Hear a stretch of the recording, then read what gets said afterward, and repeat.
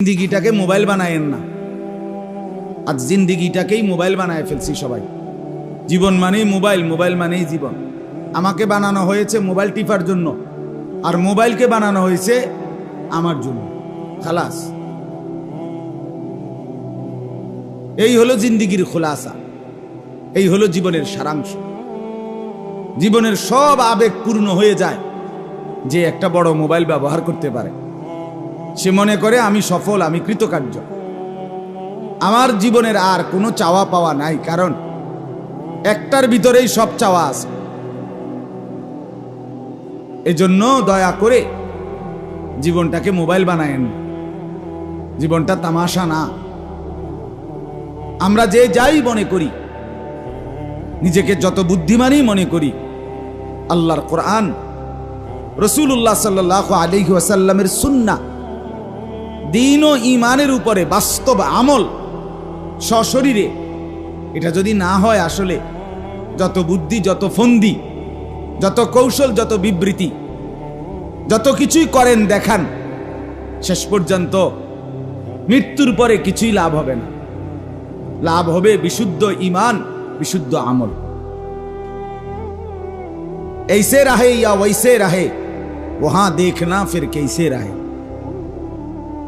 এখানে এমনে থাকেন বা হেমনে থাকেন, রাজপ্রাসাদে কিংবা কুড়ে ঘরে, কাত হয়ে কিংবা চিত হয়ে, রোগাক্রান্ত কিংবা সুস্থ, হাসি কিংবা দুঃখ, ऐसे रहे या वैसे रहे, দুনিয়াতে এভাবে থাকেন বা ওইভাবে থাকেন, সুখে কিংবা দুঃখে, ওহা দেখনা ফির कैसे रहे।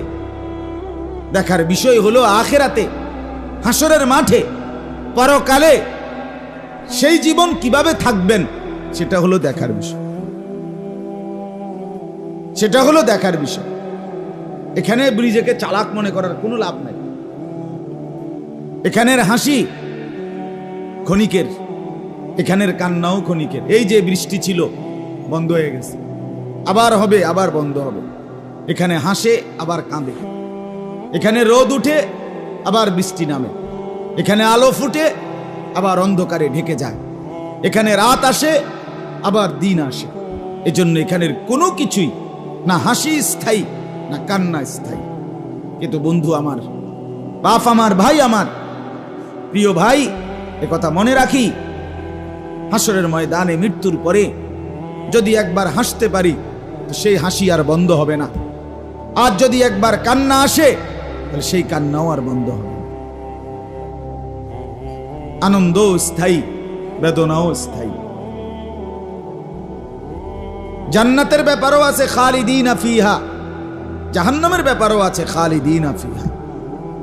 জান্নাতও চিরস্থায়ী, জাহান্নামও চিরস্থায়ী।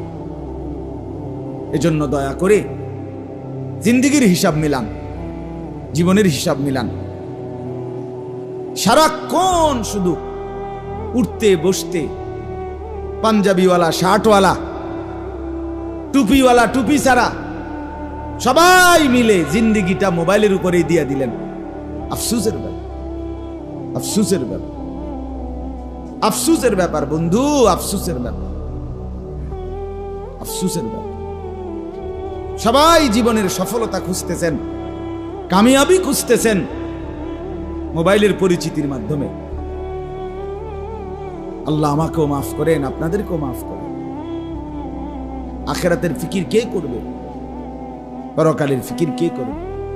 কোরআনুল কারীমের মধ্যে আল্লাহ তাআলা ইরশাদ করেন, ইয়ালামুনা যাহিরাম মিনাল হায়াতিদ দুনিয়া ওয়া হুম আনিল আখিরাতি হুম গাফিলুন। আল্লাহ তাআলা বলেন, বান্দা, আহা, তুমি দেখছি দুনিয়ার জীবনের বাহ্যিক দিক, বাহিরের অংশটা দুনিয়ার, এটা তো খুব বুঝতেছ, শিখতেছ, জানতেছ। ওয়া হুম আনিল আখিরাতি হুম গাফিলুন। কিন্তু আমার বান্দা, তুমি তো আখিরাতের ব্যাপারে একদম